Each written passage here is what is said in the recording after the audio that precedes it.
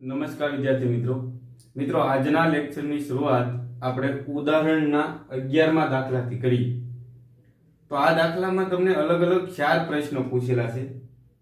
માહિતી તમને આ રીતે આપેલી છે કે તમારે વર્તુળાકાર ગૂંચળું ધ્યાનમાં લેવાનું છે અને આ ગૂંચળાની અંદર આટાની સંખ્યા તમને આપી છે 100. ગૂંચળાની ત્રિજ્યા આપી તમને 10 સેન્ટીમીટર અને જો તમે આને મીટરમાં ફેરવો તો 100 વડે ભાગી નાખો તો જવાબ આવશે 0.1 મીટર. આ વર્તુળાકાર ગૂંચળામાંથી જે વિદ્યુત પ્રવાહ પસાર થાય છે એ રકમમાં તમને આપ્યો 3.2 એમ્પિયર. તો પહેલો જ પ્રશ્ન એવો પૂછ્યો કે આ વર્તુળાકાર ગૂંચળાના કેન્દ્ર ઉપર ચુંબકીય ક્ષેત્ર કેટલું હોય. તો આખા ગામને આવડી જાય, બરાબર ને? ગૂંચળાના કેન્દ્ર પર ચુંબકીય ક્ષેત્ર, તો બી કેન્દ્ર લઈ લઈએ આપણે.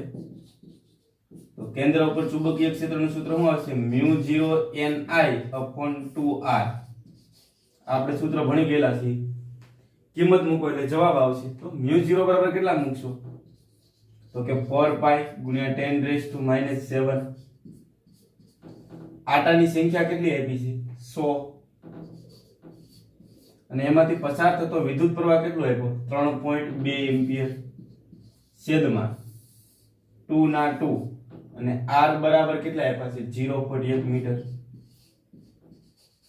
આ બધાનો હિસાબ કરશો એટલે જવાબ તમારે આવશે 2 × 10⁻³ ટેસ્લા. કેન્દ્ર ઉપર ચુંબકીય ક્ષેત્ર કેટલું મળશે? તો કે 2 × 10⁻³ ટેસ્લા. બીજો પ્રશ્ન એવો પૂછ્યો છે કે આ ગૂંચળાની મેગ્નેટિક મોમેન્ટ ગણો, ચુંબકીય શાક માત્રા.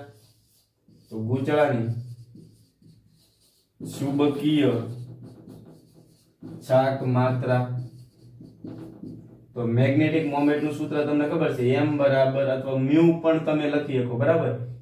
n i a. તો m ના m, n ના n, i ના i, a એટલે ક્ષેત્રફળ અને વર્તુળાકાર ગૂંચળું છે એટલે ક્ષેત્રફળ શું આવે? πr². તો n બરાબર તમે કેટલા મૂકશો? 100. પ્રવાહ કેટલો પસાર થાય છે? 3.2.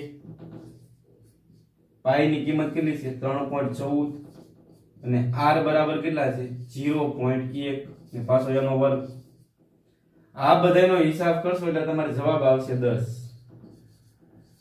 મેગ્નેટિક મોમેન્ટ નો એકમ થાય એમ્પિયર × મીટર સ્ક્વેર. તો મેગ્નેટિક મોમેન્ટ ગણતા તમને આવડી જવી જોઈએ.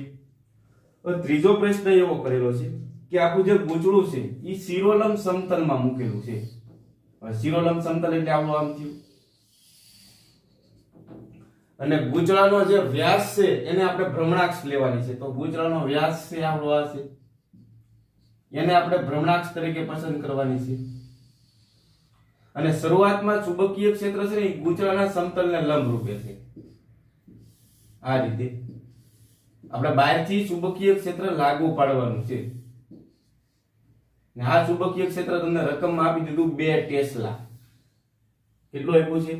2 ટેસ્લાના સમાન ચુંબકીય ક્ષેત્રમાં એક ગૂંચળું છે આપણે મૂકેલું છે. કયા સમતલમાં? તો કે શિરોલંબ સમતલમાં. તો આ ગૂંચળાનો ક્ષેત્રફળ સદિશ ક્યાં આવશે? એના સમતલને લંબ રૂપે, એટલે આ દિશામાં. તો શરૂઆતમાં E અને B વચ્ચેનો ખૂણો કેવો હશે? 0 ડિગ્રી. ખબર પડે છે કે નહીં? હવે ગૂંચળાને આપણે 90 ડિગ્રીનું ભ્રમણ કરાવવાનું છે.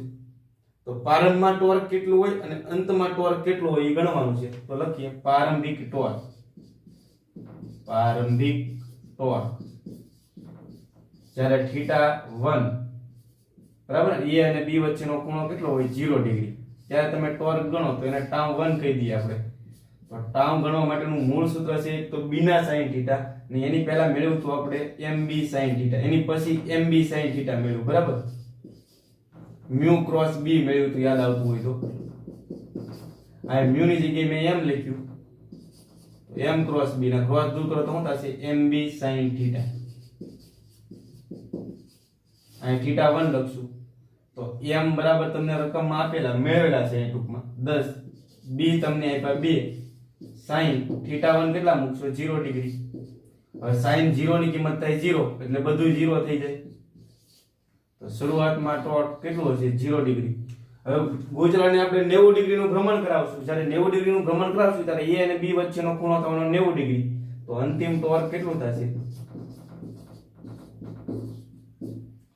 જ્યારે θ2 90 ડિગ્રીનો હોય તો એને હું τ2 કહી દઉં. તો સૂત્ર શું આવશે? MB sin 90 અથવા sin θ2. m બરાબર કેટલા મૂકશો? 10. બરાબર ને? મેગ્નેટિક મોમેન્ટ ગણેલી છે. ચુંબકીય ક્ષેત્ર તમને 2 ટેસ્લા આપ્યું. sin ના sin θ2 કેટલા મૂકશો? 90 ડિગ્રી. 10 ગુણ્યા 2 એટલે થયા 20 અને sin 90 ની કિંમત થાય 1. તો ફાઇનલ જવાબ કેટલો આવશે? 20. ટોર્ક છે એનો એકમ જૂલ ઇન્ટુ મીટર થાય અથવા તમે ન્યૂટન, ટોર્કનો એકમ જૂલ થાય અથવા ન્યૂટન ઇન્ટુ મીટર થાય, કોઈ પણ લખી શકો. બરાબર. તો પ્રારંભિક ટોર્ક અને અંતિમ ટોર્ક ત્રીજા પ્રશ્નની અંદર પૂછેલા છે. ચોથા પ્રશ્નની અંદર તમને એવો પ્રશ્ન પૂછ્યો કે જ્યારે 0 થી 90 ડિગ્રી એક ગૂંચળું ભ્રમણ કરે ત્યારે એની અંતિમ કોણીય ઝડપ કેટલી હોય? પ્રારંભમાં તો ગૂંચળું સ્થિર છે એટલે પ્રારંભિક કોણીય ઝડપ 0 હશે, પણ જ્યારે 90 ડિગ્રી એ પહોંચે ત્યારે એની કોણીય ઝડપ કેટલી હોય? તો એની પછીનો પ્રશ્ન સોલ્વ કરવાનો પ્રયત્ન કરીએ આપણે. તો પહેલા તો લખો ગૂંચળા ઉપર આપણે જે ગણવાનું છે એ શું છે? કોણીય ઝડપ. તો પહેલા લખો ગૂંચળા પર લાગતું ટોર્ક.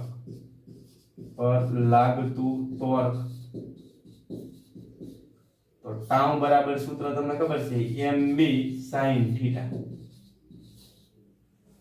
હવે 11મા ધોરણમાં એક ટોર્કનું સૂત્ર તમે ભણી ગયા, τ બરાબર I આલ્ફા. આલ્ફા એટલે કોણીય પ્રવેગ થાય, યાદ રાખજો. MB sin θ ના MB sin θ. પહેલા ટોર્કનું સૂત્ર મૂક્યું, પછી τ ભળના તમે શું લખી શકો? I alpha. તો I ના I આલ્ફા d ઓમેગા ના છેદમાં dt થાય. કોણીય પ્રવેગનું સૂત્ર આ પણ 11મા ધોરણમાં આવેલું શાક ગતિની અંદર. MB sin θ. આલ્ફા બરાબર શું લખ્યું? d ઓમેગા ના છેદમાં dt. આ કોણીય ઝડપ થઈ ગઈ. બરાબર. ઓકે. હવે બે બાજુ d θ વડે ગુણ નાખો. આ બાજુ d θ વડે ગુણો, આ બાજુ d θ વડે ગુણો. તો I ના I d ઓમેગા ના છેદમાં dt. અહીં d θ વડે ગુણ નાખો. MB ના MB sin θ ના sin θ. આ બાજુ d θ વડે ગુણ નાખો. હવે આપણો આ જે d θ છે ને એની હેરાફેરી કરી નાખો. તો I ના I d θ ને અહીંયા આપી દો, d ઓમેગા ના સાઈડમાં રાખો. તો શું આવશે? d θ ના છેદમાં dt. અહીંયા આવશે d ઓમેગા. તો શું આવશે? MB sin θ d θ. હવે તમને ખબર પડે છે d θ ના છેદમાં dt એટલે પાછો ઓમેગા થયો.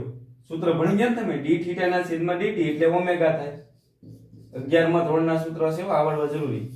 d θ ના છેદમાં dt એટલે ઓમેગા, d ઓમેગા ના d ઓમેગા, MB ના MB sin θ ના sin θ, d θ ના d θ.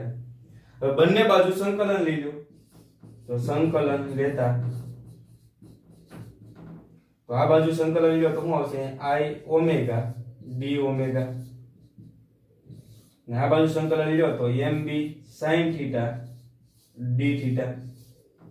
આ બાજુ સંકલન કોની સાપેક્ષ થાય? તો કે θ ની સાપેક્ષ. તો લિમિટ છે એ θ ની આવે. હવે તમને ખબર છે ગૂંચળું પહેલા ક્યાં ખૂણે હશે? તો કે 0 ડિગ્રીના ખૂણે. ને અંતમાં ક્યાં લઈ જવાનું છે? તો કે 90 ડિગ્રીના ખૂણે. સંકલન θ ની સાપેક્ષમાં થાય તો લિમિટ અહીંયા છે એ θ ની આવે એટલે કે ખૂણાની આવે. તો પ્રારંભમાં ખૂણો 0 ડિગ્રી હતો, અંતમાં 90 ડિગ્રી. હવે 0 ડિગ્રીના ખૂણે હોય ત્યારે એની કોણીય ઝડપ કેટલી હોય? અહીંયા સંકલન ઓમેગા ની સાપેક્ષમાં થાય છે તો આ લિમિટ ઓમેગા ની આવે.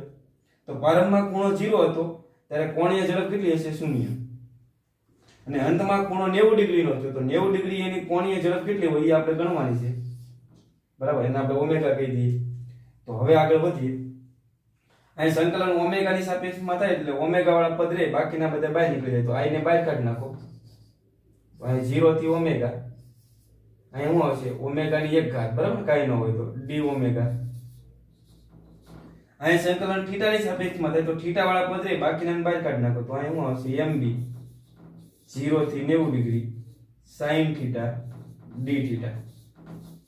ઓકે. હાલો. હવે તમને ખબર છે કે x dx હોય તો એનું સંકલન શું થાય? x²/2. અહીંયા હોય એના કરતા 1 ઘાત વધી જાય. તો અહીંયા એવું જ થવાનું છે. જો I ના I રહેવા દો, ઓમેગા ની એક ઘાતનું સંકલન શું થઈ જશે omega square by 2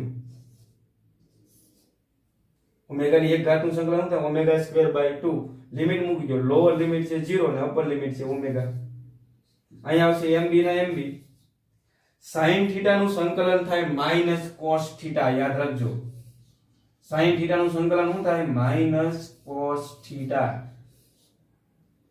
upper limit શું છે 90 ડિગ્રી અને લોઅર લિમિટ શું છે 0 તો અહીં સુધીનું ચિત્ર ક્લિયર થયું તો હજી આપણે થોડાક આગળ વધીએ તો હવે તમે જ્યાં ઓમેગા ભાળો ત્યાં પહેલા શું મૂકશો અપર લિમિટ મૂકશો અને પછી ઓમેગા ભાળો ને એકવાર 0 મૂકશો એટલે શું થવાનું કયો 2 ને બરાબર ને આ બાજુ લઈ જાવ એટલે 1/2i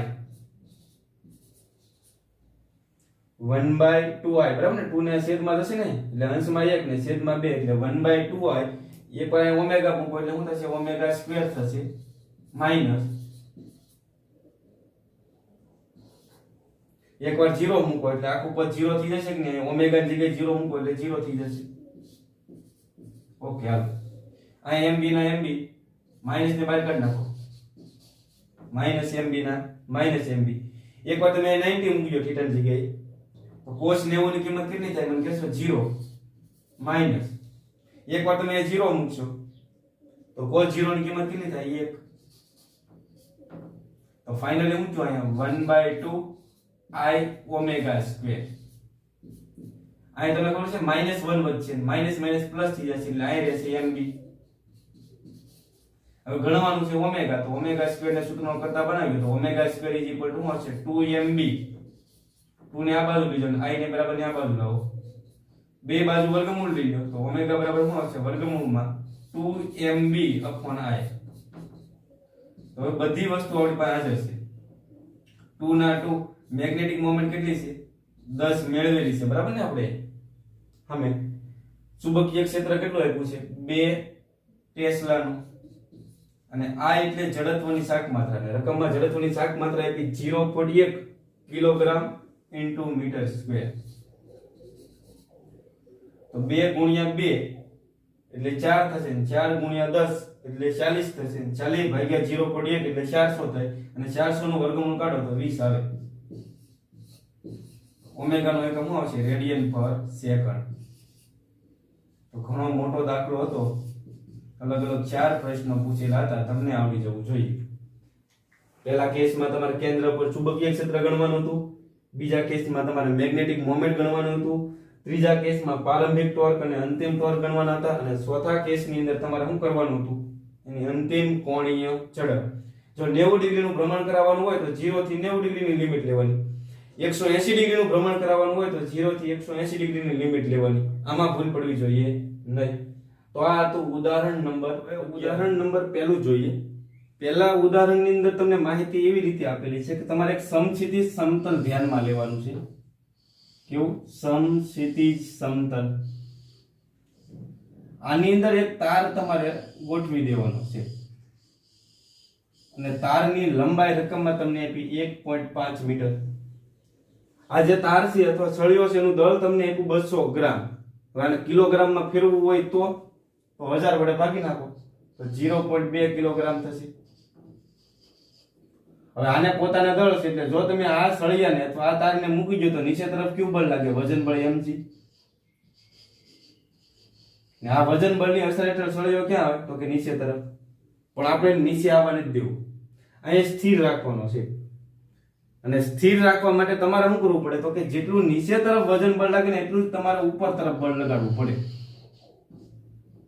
ઉપર તરફ બળ લગાડવા માટે આપણે અહીં ચુંબકીય બળનો સહારો લેશું જો નીચે તરફ જેટલું બળ લાગે એટલું જ ઉપર તરફ બળ લાગે તો સળિયો અહીં સ્થિર રહી શકે જો ઉપર તરફ વધી જાય તો સળિયો ઉપર જાય નીચે તરફ વધી જાય તો સળિયો નીચે આવે તો જો અહીં સ્થિર રાખવો હોય તમારે શું કરવું પડે જેટલું ઉપર લાગે એટલું નીચે લગાડવું પડે આ સળિયામાંથી પસાર થતો વિદ્યુત પ્રવાહ તમને રકમ આપી દીધો છે 2 એમ્પિયર અને હારોહાર તમારે અહીંયા ચુંબકીય ક્ષેત્ર ઉત્પન્ન કરવું પડશે કારણ કે આના પર તમે જો ચુંબકીય બળ ઉધ્વ દિશામાં ઉત્પન્ન કરો વજન બળ જેટલું તો સળિયો સ્થિર રહી શકે તો અહીંયા ચુંબકીય ક્ષેત્ર પણ ઉત્પન્ન કરવું પડશે તો સપોઝ ચુંબકીય ક્ષેત્ર છે આપણે આ રીતે ઉત્પન્ન કર્યું આ ચુંબકીય ક્ષેત્ર લીધે સળિયા ઉપર ઉધ્વ દિશામાં આપણે ચુંબકીય બળ લગાડવું પડે અને સળિયા પર લાગતા ચુંબકીય બળનું સૂત્ર શું છે તો કે F બરાબર B.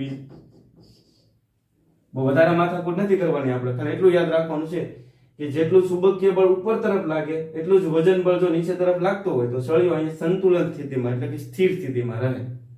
તો પ્રશ્ન એવો પૂછો કે અહીંયા તમે કેટલું ચુંબકીય ક્ષેત્ર ઉત્પન્ન કરો અથવા તો ચુંબકીય ક્ષેત્ર રાખો કે જેથી કરીને વજન બળ જેટલું ચુંબકીય બળ ઉપર તરફ લાગે. તો એ ચુંબકીય બળ ક્ષેત્રનું મૂલ્ય ગણવાનું છે. તો અત્યારે આપણો સળિયો છે એ કેવો છે? સંતુલન સ્થિતિમાં. અહીંયા લખીએ તાર સંતુલન સ્થિતિમાં હોવાથી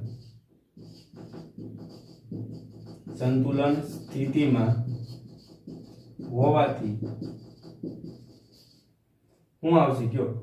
ચુંબકીય બળ મેગ્નેટિક ફોર્સ m ઈ કોના જેટલું હશે? વજન બળ mg જેટલું. અને ચુંબકીય બળનું સૂત્ર શું આવશે? સળિયા ઉપર લાગતા ચુંબકીય બળનું સૂત્ર આવશે B, mg ના mg. તો B તમને ગણવાના કીધા, તો B બરાબર શું આવશે? mg ના છેદમાં il. બધી વસ્તુ તમને આપેલી છે. m બરાબર કેટલા મૂકશો? 0.2, g બરાબર 9.8 અથવા 10 મૂકી દો. અત્યારે હું 9.8 લો. i બરાબર 2 અને l બરાબર તમને રકમમાં આપ્યા છે 1.5. એટલે આનો હિસાબ કરશો એટલે ચુંબકીય ક્ષેત્ર છે એ 0.5 ટેસ્લા આવશે. 0.65 ટેસ્લાનું તમે ચુંબકીય ક્ષેત્ર ઉત્પન્ન કરો તો જેથી કરીને સળિયા ઉપર લાગતું ચુંબકીય બળ અને વજન બળ સમાન થઈ જાય અને સળિયો છે એ સ્થિર સંતુલનમાં રહે એમ કહીએ કે આપણે. તો આ હતું ઉદાહરણ નંબર. વિદ્યાર્થી મિત્રો, હવે આ ચેપ્ટરની એક નાની એવી થિયરી જેનું નામ છે ચુંબકીય ડાયપોલ તરીકે ગૂંચળાની અક્ષ ઉપર ચુંબકીય ક્ષેત્રનું સૂત્ર મેળવો. તમને આવો પ્રશ્ન પૂછે કે વિદ્યુત પ્રવાહ ધારિત ગૂંચળાની અક્ષ ઉપર ચુંબકીય ક્ષેત્રનું સૂત્ર મેળવો, તો શરૂઆતમાં આપણે થિયરી ભણી ગયા. પણ તમને આવો પ્રશ્ન પૂછે કે ચુંબકીય ડાયપોલ તરીકે ગૂંચળાની અક્ષ ઉપર ચુંબકીય ક્ષેત્રનું સૂત્ર મેળવો, તો કઈ રીતે મેળવવું એના તરફ આગળ વધીએ. તો પહેલા તો આપણે પ્રવાહ ધારિત ગૂંચળું બતાવવું પડશે. બરાબર, આ પ્રવાહ ધારિત ગૂંચળાની ત્રિજ્યા લઈ લઉં હું r. તો આ એની અક્ષ થઈ ગઈ. ગૂંચળામાંથી I જેટલો વિદ્યુત પ્રવાહ પસાર કરવામાં આવે તો એની અક્ષ ઉપર x અંતરે ચુંબકીય ક્ષેત્ર કેટલું હોય આપણે ઓલરેડી મેળવેલું છે. તો એક વાક્ય લખું કે પ્રવાહધારી ગૂંચળાની અક્ષ પર ચુંબકીય ક્ષેત્ર. તો ઓલરેડી આપણે આ થિયરી ભણી ગયા છીએ, બરાબર ને? B બરાબર શું આવશે મને કહેશો? μ0 n I a સ્ક્વેર.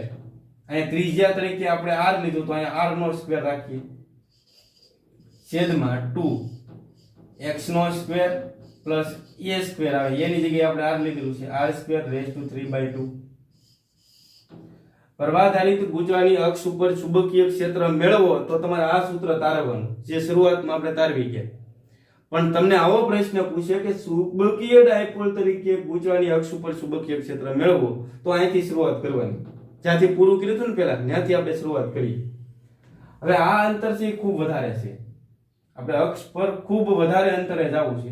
આ અંતર ખૂબ વધારે છે કોની સાપેક્ષમાં? r ની સાપેક્ષમાં. એટલે લખીએ કે જો x is much greater than r હોય તો x એ ખૂબ વધારે છે કોની સાપેક્ષમાં? r ની સાપેક્ષમાં. તો x ની સાપેક્ષમાં r ને અવગણ નાખો તો ફાઇનલી સૂત્ર શું મળે આપણને? b બરાબર μ0 n I r નો સ્ક્વેર છેદમાં 2. હવે તમે r ને અવગણ નાખો તો શું થાય ખબર પડે છે? આ વર્ગ ને વર્ગમૂળ કેન્સલ થશે પણ x નો પાછો ઘન થવાનો ને. વર્ગ ને વર્ગમૂળ કેન્સલ થયા પણ પાછો શું થાય? x નો ઘન. એટલે અહીં થાય x નો ઘન. જ્યારે r ને અવગણશો ત્યારે લ્યો અહીંયા સુધીનું ક્લિયર. હવે તમારે છેદ અને અંશમાં પાઈ પાઈ વડે ગુણ નાખવાનું છે, આ ભૂલાવવું જોઈએ નહીં. તો b ના b μ0 n I પાઈ વડે હું અહીંયા ગુણું તો શું આવશે? પાઈ r સ્ક્વેર છેદમાં 2 પાઈ x નો ઘન. તો b ના b μ0 n I. તો તમે મને કહેશો પાઈ r સ્ક્વેર એટલે શું થયું? વર્તુળાકાર ગૂંચળાનું ક્ષેત્રફળ. તો પાઈ r સ્ક્વેર વાળો ને આ તમે ક્ષેત્રફળ એ મૂકી દો છેદમાં 2 પાઈ x નો ઘન. તો હવે વિદ્યાર્થી મિત્રો અહીંયા ધ્યાન આપજો, NIA આ તો આપણું જાણીતું સૂત્ર છે. NIA એટલે ગૂંચળાની ચુંબકીય શાક માત્રા અથવા મેગ્નેટિક મોમેન્ટ. તો NIA ભાળો ને તમે શું મૂકી શકો? ગૂંચળાની મેગ્નેટિક મોમેન્ટ. તો μ0 ના μ0, NIA ની જગ્યાએ આપણે મેગ્નેટિક મોમેન્ટ એમ મૂકી દો છેદમાં 2 પાઈ x નો ઘન. જો સૂત્ર મળી ગયું m ના સ્વરૂપમાં. ઓકે, હાલો હજી એક સ્ટેપ આગળ વધીએ. અહીં 2 વડે ગુણીને 2 વડે ભાગી નાખો એટલે આપણને ફાઇનલ સૂત્ર મળી જાય. તો b બરાબર શું આવશે કયો? μ0. અહીં 2 વડે ગુણો એટલે 2m થશે ને અહીં 2 વડે ગુણ નાખો બરાબર ને, એટલે 2 ગુણ્યા 2 એટલે 4 પાઈ થશે ને છેદમાં શું લેવાના? x નો ઘન. જો આ સૂત્રને આપણે સમીકરણ નંબર 1 આપી દઈએ. μ0 upon 4 પાઈ 2m upon x નો ઘન. આ સૂત્રને સદિશ સ્વરૂપે લખો તો સદિશ સ્વરૂપે લખતા તો સદિશ b બરાબર શું હશે? μ0 upon 4 પાઈ 2 અહીંયા સદિશ મૂકો તો m ની માથે સદિશ મૂકવો પડે તો 2m upon x નો ઘન. લ્યો અને સમીકરણ નંબર 2 આપી ગયો. હવે આ મેગ્નેટિક મોમેન્ટ ચુંબકીય શાક માત્રા ધરાવશે એટલે એનો મતલબ એમ કે ગૂંચળો છે ને, ગૂંચળું છે ને એ ચુંબકીય ડાયપોલ છે એમ કહીએ કઈ. કારણ કે ડાયપોલ હોય એને તે મેગ્નેટિક મોમેન્ટ હોય. તો આ મેગ્નેટિક મોમેન્ટ બતાવવાનો મતલબ શું છે કે ગૂંચળું છે એક પ્રકારનું ચુંબકીય ડાયપોલ કહીએ કે. આપણું આ જે સૂત્ર છે ને એ વિદ્યુત ડાયપોલના સૂત્ર જેવું છે. જો તમને ખબર પડતી હોય તો હું આને કે કહી દઉં ઘડીક જસ્ટ સમજવા માટે. આ સૂત્રને ફોકસ કરો તો આને અચળાંક તરીકે હું કે કહી દઉં તો કે શું આવશે? 2m upon x નો ઘન.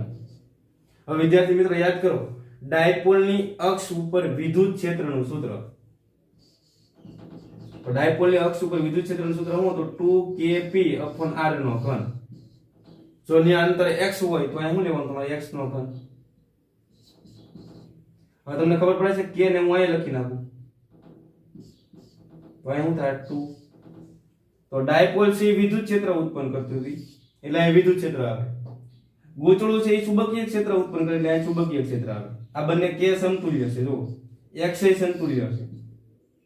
અહીંયા છે એ વિદ્યુત ડાયપોલ હતો એટલે વિદ્યુત ડાયપોલ મોમેન્ટ આવે ને અહીં ગૂંચળું છે એ ચુંબકીય ડાયપોલ છે એટલે શું ધરાવે? ચુંબકીય ડાયપોલ મોમેન્ટ ધરાવે. એટલે બંનેમાં સામ્યતા છે. જો વિદ્યુત ડાયપોલ છે એ શું કરશે? વિદ્યુત ક્ષેત્ર ઉત્પન્ન કરશે અને ચુંબકીય ડાયપોલ છે એ ચુંબકીય ક્ષેત્ર ઉત્પન્ન કરશે. તો વાતની એક વાત, આ સૂત્ર છે એ ડાયપોલના સૂત્ર જેવું છે, વિદ્યુત ડાયપોલના સૂત્ર જેવું છે. પણ આ સૂત્ર છે કોનું? તો કે ગૂંચળાની અક્ષ ઉપર ચુંબકીય ક્ષેત્રનું. તો આ ગૂંચળું છે એને આપણે ચુંબકીય ડાયપોલ કહીએ કે ખરા. તો એક વાક્ય લખીએ કે સમીકરણ 2 વિદ્યુત ડાયપોલની અક્ષ પરના વિદ્યુત ક્ષેત્રના સૂત્ર E બરાબર 2kp upon r નો ઘન જેવું છે. તેથી કહી શકાય કે પ્રવાહધારિત ગૂંચળું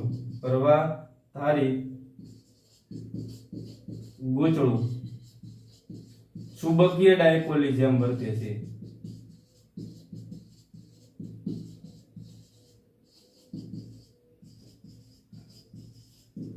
તો પ્રવાહધારિત ગૂંચળું ચુંબકીય ડાયપોલ તરીકે વર્તે છે એમ તમારે સાબિત કરવું હોય તમારે આ રીતે લખી નાખવાનું. તો આઈડિયા આવી શકે નહીં. તો આ નાની એવી સરસ મજાની થિયરી હતી, તમારે તૈયાર કરી નાખવાની છે.